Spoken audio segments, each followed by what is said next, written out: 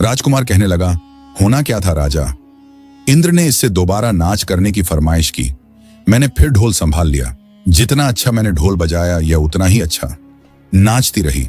राजा इंद्र ने खुश होकर अपनी अंगूठी इनाम में दी। इसने झुककर उनके पांव छुए, सबको अंगूठी दिखाई और फिर तबला बजाने वाले के पास उछाल दी।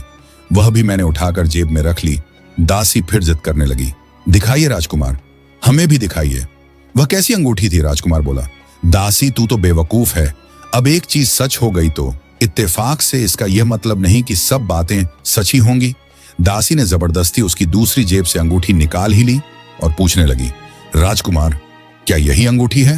राजकुमार बोला, अरे हाँ, यही तो थी, लेकिन मेरी जेब में कहां से आ गई? दासी ने इशारा किया कि धोबिन की लड़की का घूंघट अब पूरी तरह ऊपर उठ चुका था, लेकिन राजकुमार और दासी ऐसे दिखावा कर रहे थे जैसे उन्होंने कुछ देखा ही नहीं। दासी ने पूछा, फिर क्या हुआ राजकुमार? राजकुमार बोला, मैंने भी ऐसा तबला बजाया कि जान लड़ा दी, और यह भी ऐसा नाची कि जिसका जवाब पूरे परियों की दुनिया में नहीं था। नाच खत्म हुआ तो राजा इंद्र उठ खड़े हुए। उन्होंने खुश होकर अपना नौलखा हार इसे इनाम में दिया। इसने वह हार लिया और तबले वाले की तरफ फेंक दिया। वह भी मैंने लपक लिया। राजा इंद्र दरबार से उठकर गए और यह भी भागकर अपने उड़न खटोले पर बैठी। जल्दी में इसने अपना इनाम तबला बजाने वाले से नहीं लिया। सोचा होगा कि कल ले लेगी। इसे क्या पता था कि वह सब तो मेरे पास था।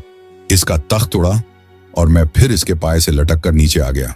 बस यहीं तक देखा था कि तूने आकर जगा दिया।